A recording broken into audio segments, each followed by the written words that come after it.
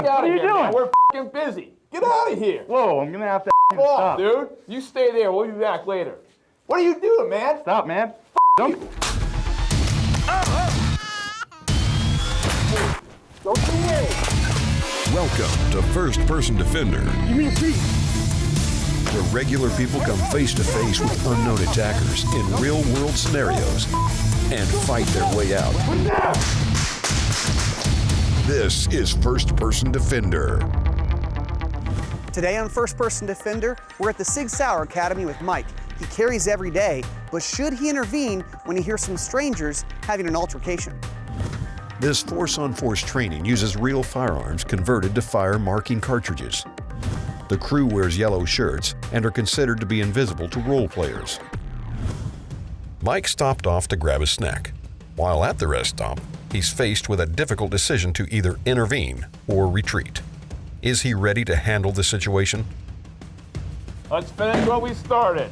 This is bull. Can't believe you turned me down at the bar like that. You're not coming home with me tonight. Shut up. Right?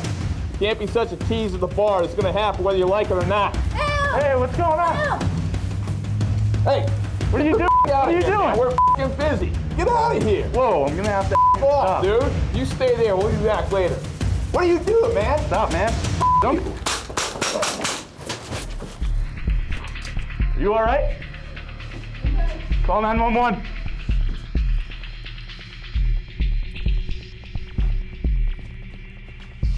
Index.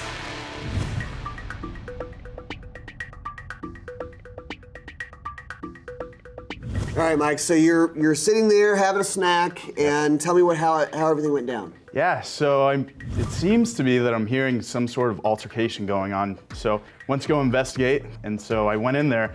I pulled my gun. I think I pulled my gun a little early because I wasn't sure what exactly was going on at that moment. What made you decide to pull it? What made you decide to pull it? Well, he had her cornered up against the wall, and from step one, that's just not a safe scenario. I mean, something's clearly going down in here. First of all, he's in the women's bathroom, and they're yelling at one another, so. Okay, and then what happened? And then he sort of freaked out a little bit. Then he came towards me. It looked like he was pulling a knife, so I shot him, told the female to call 911, and we exited. What were you thinking the whole time when you're trying to process this? Honestly, it happened very fast, but I was just thinking something's going wrong. I'm gonna step in and see what the issue is. Things escalated. You got involved. Yes, I got involved. Did you know these people? I didn't know these people, Did no. you know their backstory? Or No, what? not at all. Do they know each other? As far as I know, Yeah. I don't know. So nice job. All right, so let's talk about maybe a couple things that could have gone differently. Sure. So you're in a training environment, you're expecting something to happen, right? We put you in this gear, you're expecting a scenario where you're gonna have to get involved, right? So I think realistically, do you think you would have been so quick to jump up and immediately intervene just off of a couple of, words being shouted back and forth? Probably not. Yeah, Probably not. It's key, I think, at the beginning of this, when this all starts to happen, when you think it's something that you might feel the need to intervene in, it's probably something that the police should be here for.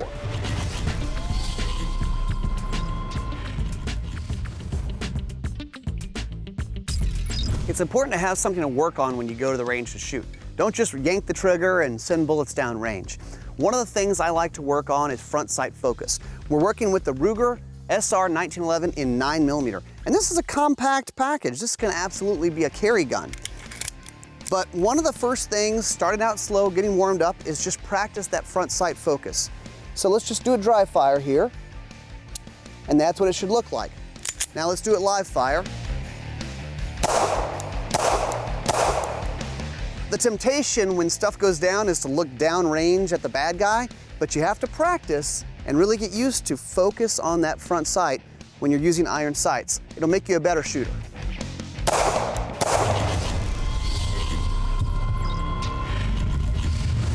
so let's say whatever the situation was escalated to the point where you felt like you needed to intervene, right? Her yelling, her screaming, you felt that she was definitely in harm's way, right? So now let's talk about the door. When you open the door, just kind of show me, if you remember, what did it look like? I think it looked a little something like this. Right, okay. Just completely exposed myself. Wasn't Okay. sure what was in there. Right. Disaster. Okay, so here I am to save the day type of thing. Thank right? you. All right.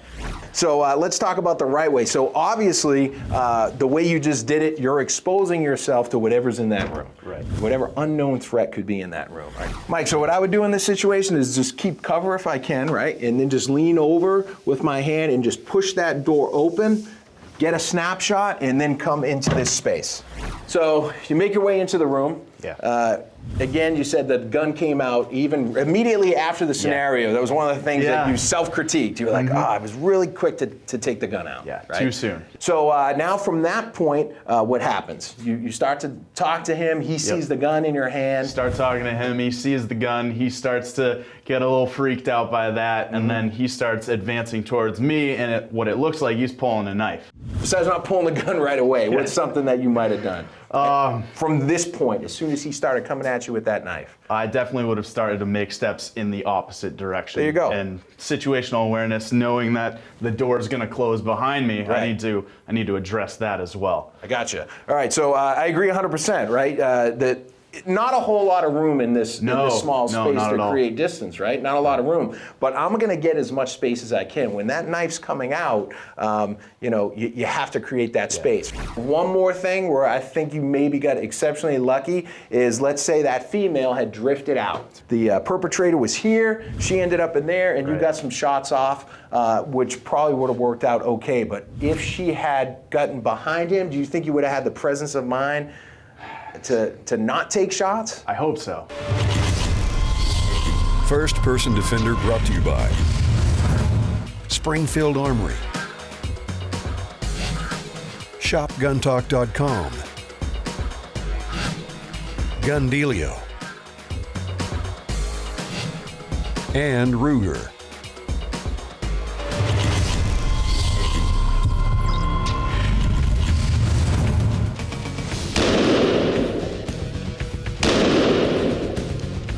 Drop the gun! Drop the gun! Somebody call the police! The guy just tried to shoot me. Okay, so here we are at the 6 Hour Academy in our indoor shoot house. As you can see, I was confronted with a deadly threat. I acted what I thought was accordingly at the time, but not so good, okay? Kind of showing you what not to do.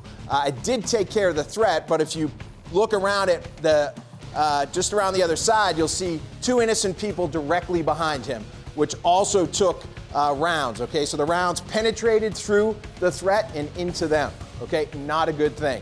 How do I fix it? All right, something as simple as stepping off to the side, okay? It's gonna do 2 things. It's gonna take me off the line of attack from him, and it's also gonna create a better angle, ensuring that I'm not gonna shoot through him into somebody innocent, right? So I'll go ahead and try to do it the right way this time. Drop the gun! Drop the gun!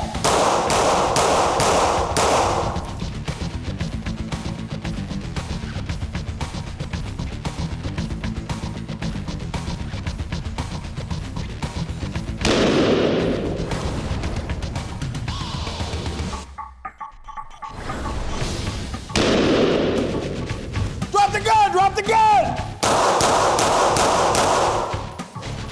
Somebody call 911! That guy just tried to shoot me!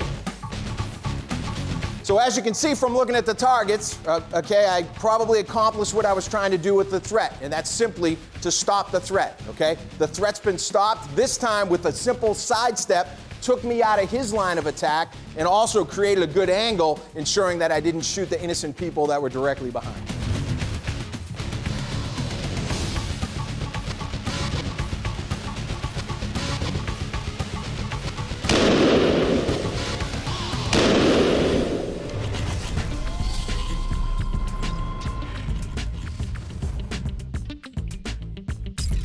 What I've got here is the Springfield Armory XDM OSP, Optical Sight Pistol.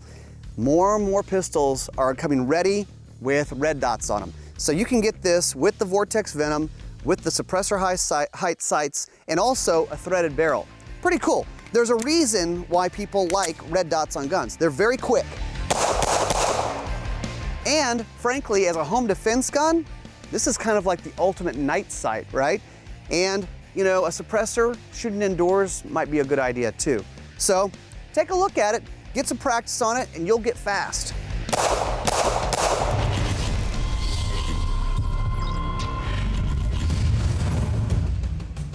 In this scenario, Mike finds himself at the same rest stop. Is his training enough to handle an aggressive assailant? We're gonna do this whether you like it or not. We're gonna do this whether you like it or not. You asked for it. You asked for it. Not enough of your... Hello, 911. I have a domestic going on at the Buzzies bypass off 101, exit 6. I'm a 6-foot Caucasian male, and I have a gun on me. Shut your mouth. We're gonna do this. Hey, what's going on in there? What are you doing? You can't do. Stop it. Hey, stop that. Get out of here. Stop it. Get out of here, bro. No. I got need a you to gun. stop What are you you're gonna do about it? What are you doing about it? You all right? Help me. I don't know what's Come to me. Come to me. All right, index, index.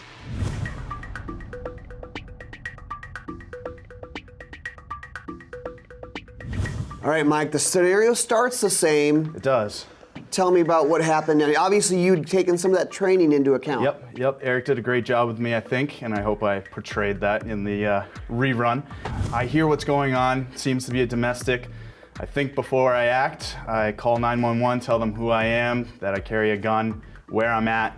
I think I did a decent job in opening the door and seeing the entire room. When you opened the door, what did you see? I saw a male pinning a female up against what seemed to be the back stall. Some of the stuff, you didn't go to the gun as quickly? No. I think I learned my lesson the first time. I only went to the gun when he showed me that he had his own in a threatening manner. Where was everyone positioned and what were you seeing as far as that goes?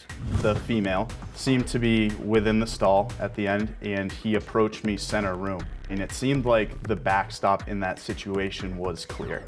When I did make my shots, or at least in my head, it seemed like I was leaning to make sure that those shots would be on target and not potentially hit the woman in the stall. At some point, you get outside that door and you made the determination. What was the determining factor for you to actually go in there? I kept hearing the noises over and over again. I feel like if something's gonna happen, it's gonna happen sooner before someone else shows up to intervene. So you basically made a split-second decision based on the totality of the circumstances that whatever was going on, potentially we couldn't wait for the police. You knew they were coming, you did the right thing, called 911, but you felt that you had to intervene, right? So I think all in all, very, very good. I'm happy with it. I hope you are. You were a great coach. All right, nice job.